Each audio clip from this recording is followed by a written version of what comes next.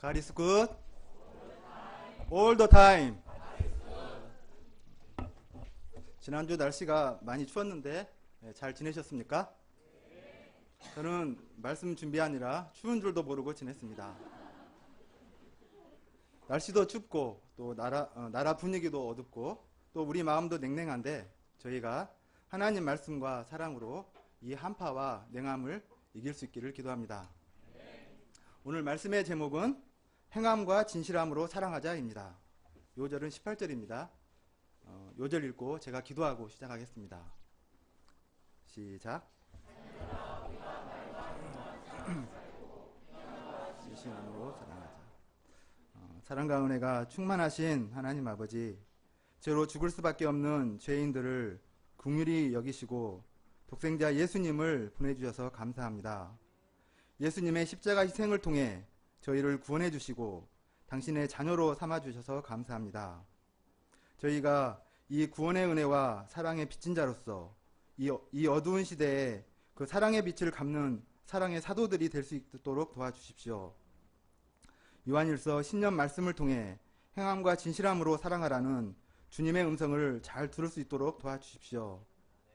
부족하고 허물 많은 죄인에게 은혜를 더해 주셔서 오늘 말씀을 잘 전할 수 있도록 도와주십시오. 예수님 이름으로 기도합니다. 아멘. 요한일서는 사도 요한이 썼습니다. 당시 성도들은 영지주의의 영향을 받고 있었습니다. 영지주의자들은 예수님의 성육신과 십자가와 부활의 복음을 부정하였습니다.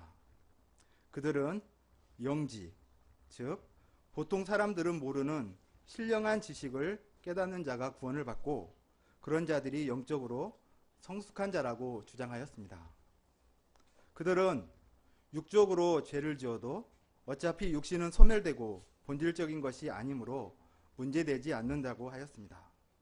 이런 이단의 영향을 받고 있는 성도들에게 요한은 신령한 지식을 가진 자가 아니라 하나님의 사랑을 실천하는 자가 하나님의 자녀여 그 사랑은 말과 혀로만이 아니라 행함과 진실함으로 해야 함을 말하고 있습니다.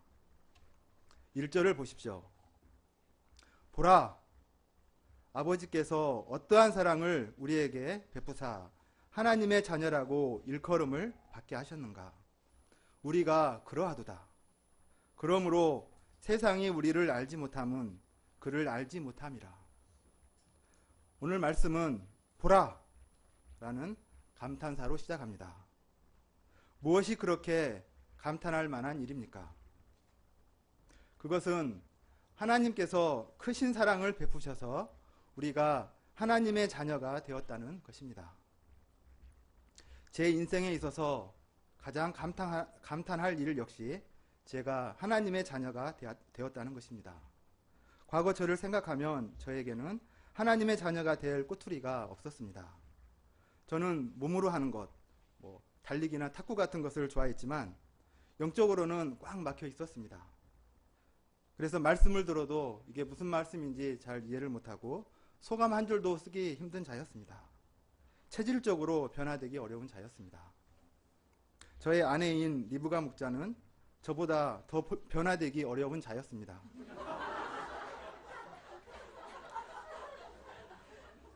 고등학교 때 학교에서 성경책을 나누어 주었는데 받자마자 쓰레기통에 던져버린 그런 자였습니다.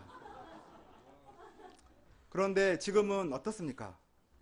둘 다 하나님의 자녀가 되어 믿음의 가정을 이루었습니다. 저희들을 꼭 닮은 하나님의 자녀를 셋이나 낳아 잘 키우고 있습니다. 또 양들을 돕는 목자로 살고 있습니다. 어떻게 이런 놀라운 변화가 일어난 것입니까? 그것은 독생자도 아끼지 않으신 하나님의 지극한 사랑 때문이었습니다. 세상에서는 자기 아들을 버리면서까지 입양하는 이런 사랑은 없습니다. 입양을 해도 대부분 아이를 따지고 가립니다. 예쁘고 또 건강한 아이여야 하고 또 어려야 합니다. 장애가 있거나 못생기거나 또 나이가 들면 입양이 잘 되질 않습니다. 이처럼 사람의 입양은 까다롭습니다. 그런데 이렇게 까다롭게 입양된 아이들이 제일 무서워하는 것이 파양이라고 합니다. 입양 후 다시 고아원으로 보내지는 것을 파양이라고 합니다. 한번 버림받았던 아이들이 또 버림받음을 받게 되면 일생 씻을 수 없는 큰 상처가 남게 됩니다. 그러나 하나님은 한번 자녀 삼은 우리를 결코 버리지 않으십니다. 사랑하는 아들을 십자가에 희생시켜 얻은 자녀인데 어떻게 우리를 버리시겠습니까? 또 그런 엄청난 희생을 치르면서 우리를 자녀 삼았는데 우리가 살아가면서 필요한 것을 왜 공급해 주지 않으시겠습니까? 로마서 8장 32절은 말합니다. 자기 아들을 아끼지 아니하시고 우리 모든 사람을 위하여 내주신 이가 어찌 그 아들과 함께 모든 것을 우리에게 주시지 아니하겠느냐. 우리가 하나님의 자녀가 된 사실 자체에 이미 모든 축복이 다 포함되어 있습니다. 우리가 만왕의 왕이요 세상의 주인이신 하나님의 자녀라는 이 신분이 얼마나 놀랍고 영광스럽습니까? 그런데 세상은 이를 잘 알지 못합니다. 부동산 아저씨들은 왜 우리가 센터 근처에만 살려고 하는지 알지 못합니다. 캠퍼스 후배들은 우리가 왜 애를 태우고 자존심 죽여가며 쫓아다니는지 알지 못합니다. 이는 세상이 하나님을 알지 못하기 때문입니다. 그러나 세상이 알아주던 알아주지 않던 우리는 하나님의 자녀입니다. 우리가 세상의 알아줌에 연연해야 하지 않고 하나님의 자녀라는 큰 자부심과 감사한 가운데 살기를 기도합니다. 2절을 다 함께 읽어보겠습니다. 시작.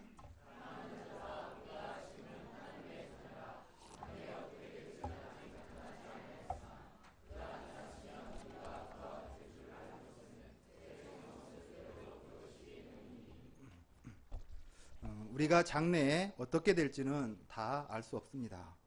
대통령도 어떻게 될지 모릅니다. 또 누가 대통령이 될지 아무도 모릅니다. 이렇고 저렇고 썰전은 있지만 미래에 대해서는 누구도 이것이다 장담할 수 없습니다. 그런데 확실한 것이 하나 있습니다. 그것은 예수님이 다시 오신다는 사실입니다. 그날이 오면 우리는 예수님처럼 신령한 몸으로 변할 것입니다. 저의 목도 신령하게 변해서 전원재 목자님처럼 노래도 잘하게 될 것입니다. 그뿐 아니라 그날에는 더 이상 죄의 소욕에 시달리지 않게 됩니다. 지긋지긋한 죄 문제로부터 자유롭게 되어 회개 소감도 쓸 일이 없어집니다. 얼마나 좋습니까?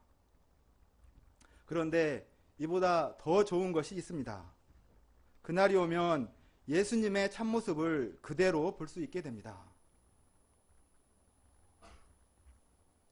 유명한 찬송가 작가인 페니 크로스비는 태어난 지 6주 만에 생긴 눈병으로 실명하였습니다. 그러나 그녀는 여기에 하나님의 선하신 뜻이 있다고 믿고 감사하였습니다. 그녀는 94세로 생을 마감할 때까지 9천여 곡이 넘는 찬송가를 작곡하였습니다. 그녀는 이렇게 말했습니다. 나에게 기회가 있더라도 나는 여전히 눈이 먼 것을 선택하겠습니다. 왜냐하면 내가 죽어 처음으로 보게 될 얼굴이 영광스러운 주님의 얼굴일 것이기 때문입니다. 우리는 크로스비처럼 영광스러운 예수님을 직접 대면하여 볼 수 있는 소망이 있습니다. 이런 소망을 가진 우리가 어떻게 살아야 하겠습니까? 3절을 보십시오. 주를 향하여 이 소망을 가진 자마다 그의 깨끗하심과 같이 자기를 깨끗하게 하느니라. 어떤 사람은 내가 이미 믿음으로 구원받았는데 구태여 애를 쓰면서 깨끗하게 살 필요가 있나요? 또 예수님이 오시면 어차피 나를 대청소해 줄 텐데 또 영광스러운 몸으로 싹 바뀔 텐데 굳이 미리부터 깨끗하게 할 필요가 있나요? 이렇게 생각할 수 있습니다. 그러나 우리는 신부가 신랑을 기다리는 것 같이 주님을 만날 소망 가운데 자신을 깨끗하게 해야 합니다. 영광스러운 주님을 만나는데 냄새나는 더러운 몸으로 나가는 것은 말이 안 됩니다. 크로스비처럼 하나님께 감사하고 자신을 깨끗하게 하는 것은 주님을 만날 소망을 가진 자의 당연하고도 마땅한 삶의 모습입니다. 4절을 보십시오. 죄를 짓는 자마다 불법을 행하나니 죄는 불법이라. 불법이 무엇입니까? 법을 어기고 무시하며 사는 것입니다. 여기에서 법은 하나님의 법입니다. 즉 하나님이 뭐라고 하시든 상관없이 내 마음대로 살고자 하는 불법함, 이것이 바로 죄입니다. 그런데 예수님께서 세상에 왜 오셨습니까? 5절을 보면 죄를 없애려고 오셨습니다. 예수님은 1차적으로 심판과 저주에서 우리를 구원해 주시기 위해 오셨습니다. 그러나 이것이 전부가 아닙니다. 더 나아가 죄 자체를 없애기 위해 오셨습니다. 우리는 죄를 없애고자 하시는 예수님의 싸움에 동참해야 하겠습니다. 6절을 보십시오. 그 안에 거하는 자마다 범죄하지 아니하나니 범죄하는 자마다 그를 보지도 못하였고 그를 알지도 못하였느니라. 예수님 안에 거하는 자는 범죄하지 않습니다. 9절에도 비슷한 말씀이 나옵니다. 하나님께로부터 난 자마다 죄를 짓지 아니하나니. 6절과 9절에서 죄를 짓지 않는다를 NIV 성경으로 보면 No keeping on sinning 또는 No continue to sin 입니다. 즉 계속해서 죄를 짓지 않는다는 뜻입니다. 하나님께로부터 난 자는 계속해서 죄를 짓지 않습니다. 9절은 그 이유를 설명합니다. 9절을 다 함께 읽어보겠습니다. 시작.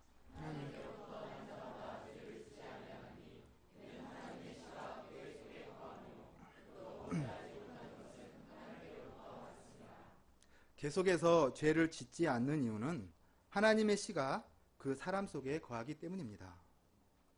그러면 하나님의 씨가 무엇입니까? 이 씨는 하나님의 거룩한 말씀입니다. 시편 119편 11절은 말합니다. 내가 주께 범죄하지 아니하려 하여 주의 말씀을 내 마음에 두었나이다.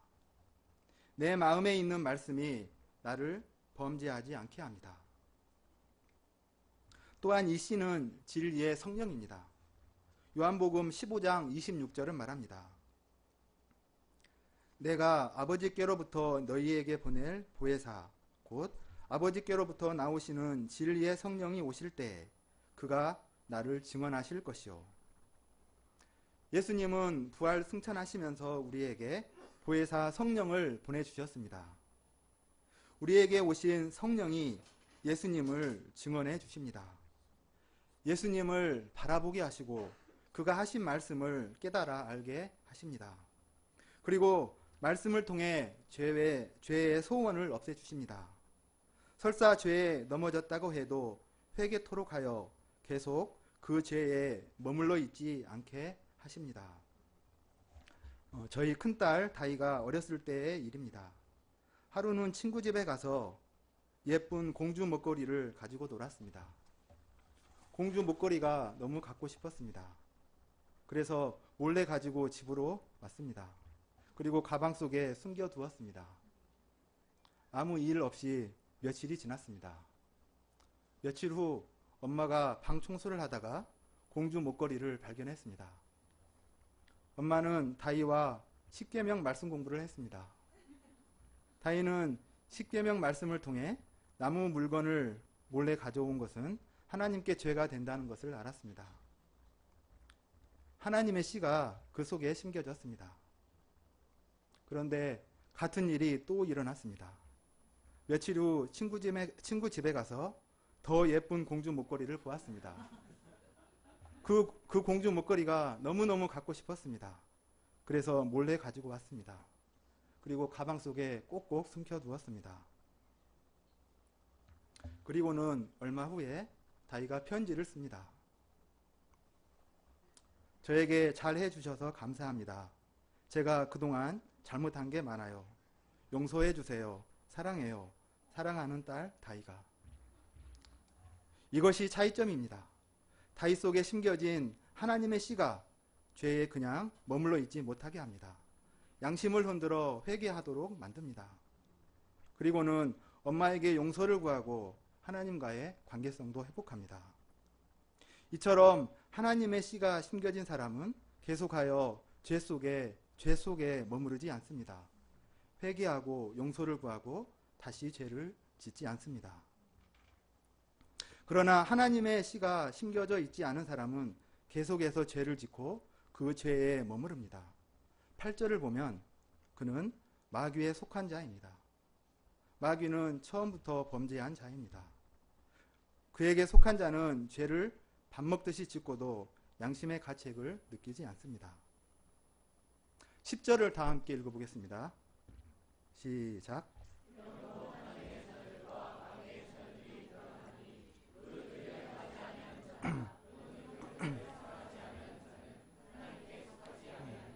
10절 말씀을 제가 새 번역 성경으로 다시 읽어보겠습니다.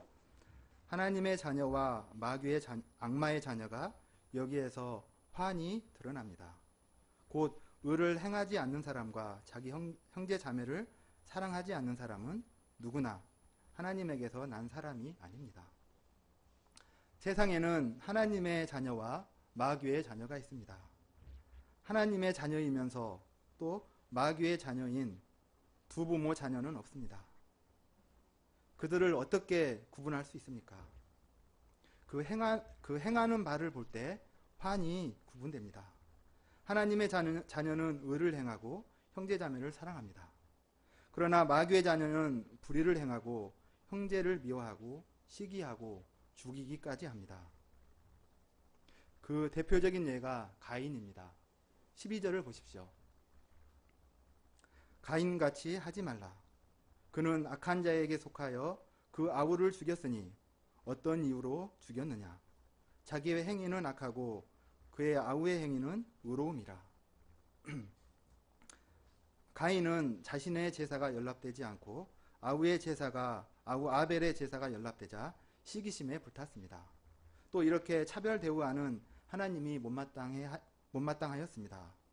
그는 동생에 대한 미움과 질투, 시기심을 억제하지 못하고 자기 동생을 죽이고 말았습니다. 비교의식과 질투, 시기심은 인류의 가장 오래된 죄악 중에 하나입니다. 서로 사랑하고 하나가 되지 못하게 하는 무서운 죄악입니다. 가장 가까운 형제, 또 비슷한 또래의 동기가 잘 나가면 이상하게 심사가 뒤틀립니다. 중고등학교 때에는 내신 등급이 있고 수능에서는 등급 컷이 있습니다. 직장에서도 실적에 따라 S급, A급, B급, C급으로 나누고 연봉이나 성과급에 차등을 둡니다. 이런 세상의 등급 분위기에 살다 보면 경쟁하고 시기하는 것이 오히려 당연해 보입니다. 혹독한 경쟁에서 남을 이기고 올라가면 역시 나는 나야 하며 좋아 어쩔 줄을 모릅니다. 그러다가 경쟁에서 밀려나면 말할 수 없는 좌절과 절망을 느끼며 죽음의 고통 속에서 살아갑니다. 한 목사님이 이런 고백을 하였습니다. 집회에 초청을 받아 갔습니다. 유명한 목사님들이 연이어 설교를 하도록 되어 있었습니다. 그런데 내 마음에 나는 설교를 잘하고 내 앞뒤의 목사는 잘 못했으면 좋겠다 생각이 들어왔습니다. 수많은 갈급한 청년들이 모인 그곳에서 하나님의 말씀을 전한다고 하는 자가 이런 생각을 하다니 저는 너무 놀라고 무서워 그날부터 금식을 하였습니다. 가인과 같이 하지 말라. 가인같이 하고 싶지 않지만 우리 속에는 가인의 시기와 질투가 뿌리 깊이 박혀 있습니다. 그래서 어떤 분은 예수를 믿어도 질투와 시기심은 누구나 다 있는 거야 이렇게 생각하기도 합니다. 그러나 이런 생각을 하는 사람은 이미 악한 자에게 속하여 죄에 넘어질 만반의 준비를 하고 있는 것입니다.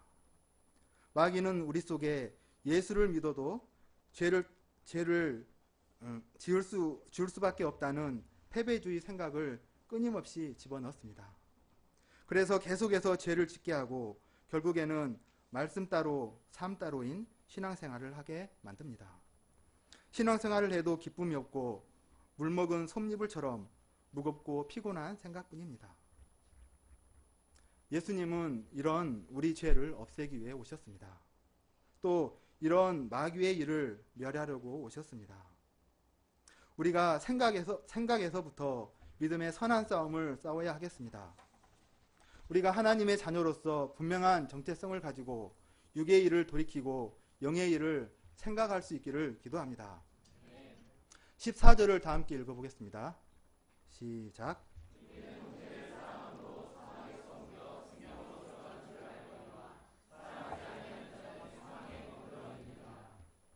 14절은 사망의 세계와 생명의 세계가 있음을 말해줍니다. 사망의 세계는 죽음의 세력을 잡고 있는 마귀가 다스리는 세계입니다. 반면에 생명의 세계는 생명의 주인이신 하나님이 다스리는 세계입니다. 죄의 싹은 사망이라. 인간은 하나님께 범죄함으로 사형 선고를 받고 사망의 세계에 갇혀 살게 되었습니다. 사망의 세계는 인간이 생명의 근원이신 하나님과 영원히 단절된 상태에 있는 세계를 의미합니다. 하나님과 단절되었기 때문에 하나님께로부터 아무것도 공급받을 수 없습니다. 하나님의 은혜가 단 1%도 미치지 않아서 끝없는 허무와 절망과 두려움과 결핍 가운데 영원토록 죽음의 고통을 맛보며 살게 됩니다. 이것이 사망의 세계에 있는 우리 인간의 비참한 운명이었습니다. 하나님은 이런 우리를 불쌍히 여기시고 예수님을 보내주셨습니다. 그리고 사망의 세계에서 생명의 세계로 옮겨주셨습니다.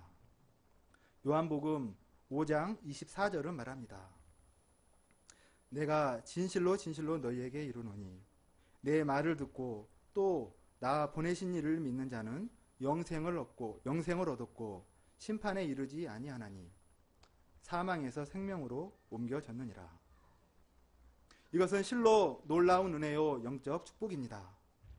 이런 영적 축복을 받으려면 많은 업적이 필요하고 또 엄청난 대가를 치루어야 할 것 같습니다. 그러나 전혀 그렇지 않습니다. 단순히 예수님의 말을 잘 듣기만 하면 됩니다.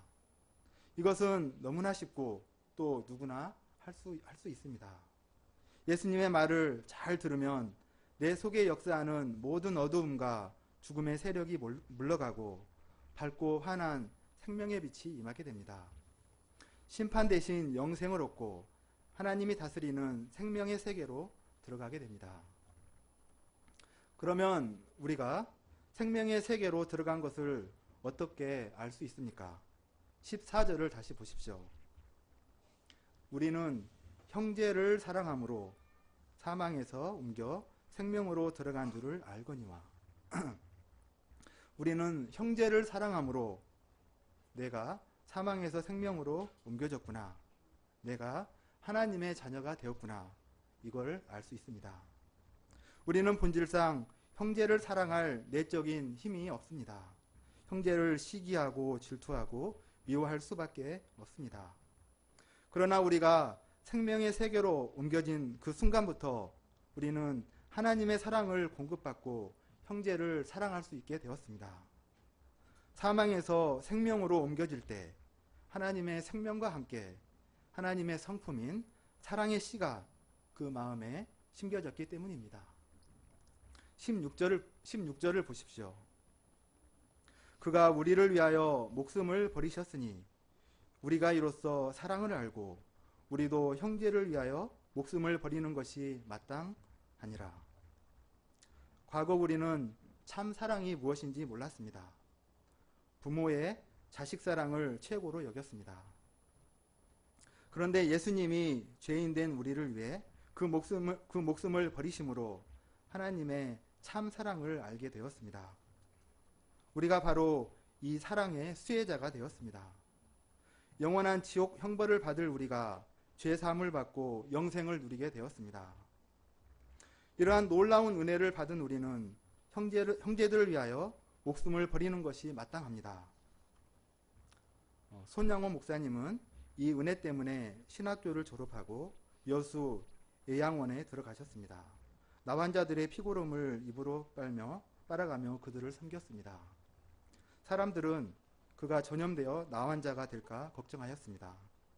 그러나 그는 건강검진을 받고 나서는 이번에도 나환자가 되지 않았구나 하며 서운해하셨습니다. 벨기에 선교사 다미앵은 하와이의 몰로카이 섬에서 나병 환자들을 섬기다가 자신도 나병에 걸렸습니다. 그는 4년간 투병하다가 하나님의 부르심을 받았습니다.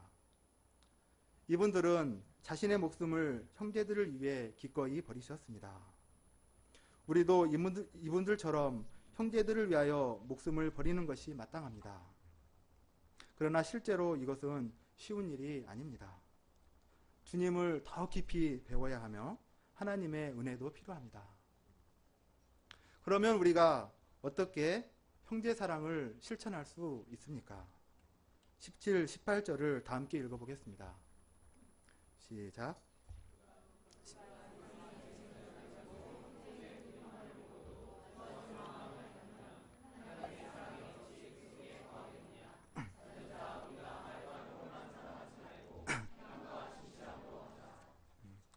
당시에 재물이 있었지만 형제의 궁핍함을 보고 도와줄 마음을 닫은 신자들이 있었습니다. 그들은 도와줄 마음을 닫고 말과 혀로만 사랑한다고 하였습니다. 그래서 요한은 외쳤습니다. 자녀들아, 우리가 말과 혀로만 사랑하지 말고 행함과 진실함으로 하자. 우리는 불쌍한 사람을 보면 돕고 싶고 또 요리 방황하는 양들을 보면 말씀을 알려주고 싶습니다. 그러나 이런 마음만 가지고는 형제 사랑을 실천했다고 할 수 없습니다.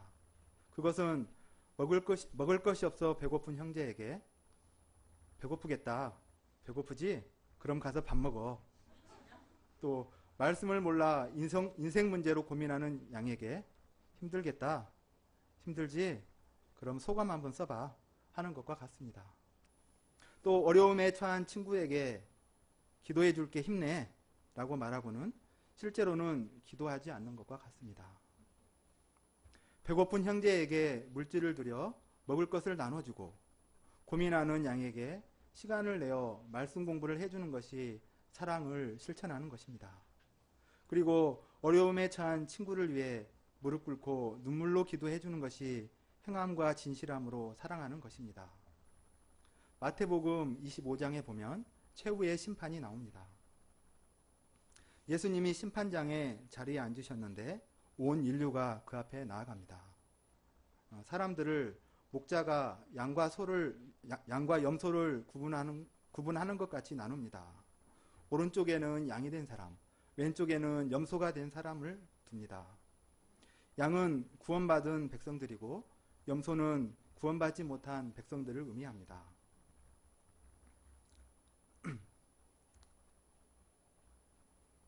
그때 양이 된 사람들이 말합니다.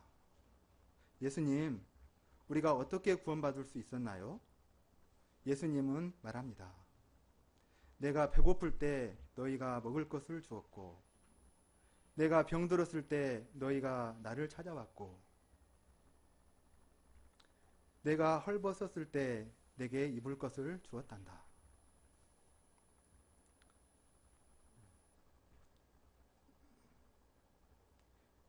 예수님, 저희가 언제 예수님께 그런 일을 했나요? 예수님은 말합니다. 너희 중에 지극히 작은 자에게 한 것이 나에게 한 것이란다. 사랑은 복잡한 이론이 아닙니다. 하나님의 은혜에 감사하고 지극히 작은 자에게 베푸는 단순한 실천이 사랑입니다.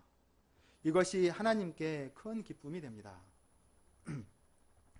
제가 처음에 우리 교회에 와서 가장 이해가 안 되는 것이 목자님의 사랑이었습니다. 어떻게 피 한 방울 안 섞인 남을 이렇게 사랑할 수 있는지 납득이 되질 않았습니다. 그래서 그 사랑을 의심하기도 했습니다.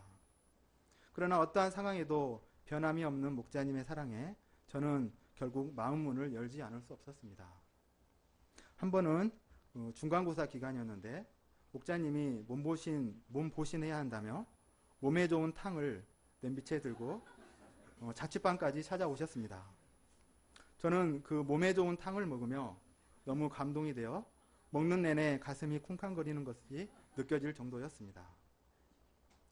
저는 오늘 말씀을 준비하다가 그때 제가 받았던 생각이 생각났습니다. 제가 받았던 그 사랑이 바로 행함과 진실함이 있는 사랑이었구나 생각하며 감사하게 되었습니다. 사랑은 꼭 물질을 도와주는 것으로 나타나는 것은 아닙니다. 가장 중요한 것은 형제를 진정으로 아끼는 진심입니다. 이 진심이 있으면 어떤 장애물도 극복하고 형제를 사랑할 수 있습니다. 자존심을 죽이고 양들을 위해 진심으로 기도하며 하나님의 말씀을 가르쳐 줄 수 있습니다. 또 힘들어하는 양들을 몸에 좋은 탕을 들고 신방 가서 양들을 위해 신방 가서 낮아져 섬겨줄 수 있습니다. 그것이 행함과 진실함으로 사랑하는 것입니다. 우리 아남 이부가 진심으로 형제 자매를 서로 아끼고 사랑하는 교회가 될 수 있기를 기도합니다. 행함과 진실함으로 양들을 사랑하는 사랑의 공동체가 될 수 있기를 기도합니다. 19절을 보십시오. 이로써 우리가 진리에 속한 줄을 알고 또 우리 마음을 주 앞에서 굳세게 하리니. 이렇게 사랑을 실천할 때 우리는 자신이 진리에 속한 줄을 알게 됩니다. 또한 우리 마음이 주 앞에서 굳세게 됩니다. 여기에서 굳세게 된다는 것은 NIV 성경으로 보면 set our hearts at rest로 우리 마음이 깊은 쉼을 누린다는 뜻입니다. 그래서 마음에 평화와 자유함이 넘치고 두려움이 없습니다. 22절을 보십시오. 사랑하는 자들아, 만일 우리 마음이 우리를 책망할 것이 없으면 하나님 앞에서 담대함을 얻고 무엇이든지 구하는 바를 그에게서 받나니 이는 우리가 그의 계명을 지키고 그 앞에서 기뻐하시는 것을 행함이라. 여기에서 응답받는 기도 생활의 비결을 배울 수 있습니다. 그것은 실생활에서 사랑을 실천하는 것입니다. 기도는 입으로만 하는 것이 아닙니다. 하나님의 계명인 사랑을 실천할 때 담대함을 얻고 하나님께 자유롭게 구할 수 있습니다. 하나님은 그런 자들의 기도를 하나도 땅에 떨어뜨리지 않으시고 응답하십니다. 그리고 하나님과의 친밀한 교제 가운데 하늘의 기쁨과 평화를 누립니다. 결론입니다. 우리는 예수님의 사랑에 빚진 자들로서 마땅히 형제를 사랑해야 합니다. 형제를 사랑하되 진심을 담아 행함과 진실함으로 해야 합니다. 행함과 진실함으로 형제를 사랑할 때 우리는 진리에 속한 줄을 알게 되고 하나님 앞에 담대히 서게 됩니다. 주님과의 친밀함을 누리며 기도 응답을 받습니다. 우리가 하나님의 자녀로서 행함과 진실함으로 형제 사랑을 실천할 수 있기를 기도합니다. 그리고 하나님 앞에서 담대함을 얻어서 세상을 이기고 무엇이든지 구하는 것을 받는 축복된 인생을 살 수 있기를 기도합니다. 제가 기도하고 마치겠습니다. 사랑과 은혜가 충만하신 하나님 아버지, 저희를 사망에서 생명으로 옮겨주시고 당신의 자녀로 삼아주신 주님의 크신 사랑을 알게 해주셔서 감사합니다. 새해에는 저희가 주님의 사랑을 깊이 배우고 형제 사랑을 더욱 힘써 실천할 수 있기를 기도합니다. 말과 혀로만이 아니라 행함과 진실함으로 형제를 사랑하는 저희들이 될 수 있도록 도와주십시오. 예수님 이름으로 기도합니다.